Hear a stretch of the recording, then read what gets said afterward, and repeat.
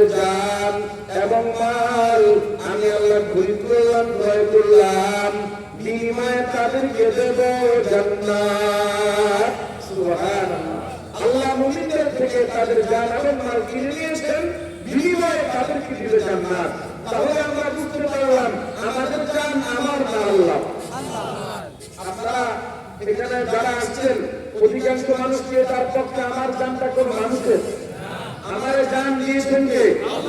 আর একটু জোরে বলতে হবে, আমাদের জীবন দিয়েছেন কে? আমাদেরকে মালের মালিক বানাইছেন কে? আল্লাহ দেওয়া জান আমরা কার জন্য বিলীন করবো আজকে সিদ্ধান্ত নিতে হবে। আল্লাহ দেওয়া মাল কার জন্য বিলীন করবো আজকে আমাদেরকে সিদ্ধান্ত নিতে হবে। আমরা এতদিন পর্যন্ত অনেক ভাই এখানে আছি, আমাদের অনেক ভাই চলে গেছে, নেতার জন্য জীবন দিয়ে জীবন শেষ করেছে, নেত্রীর জন্য জীবন দিয়ে জীবন শেষ করে দিয়েছে, দলের জন্য জীবন শেষ করে দিয়েছে।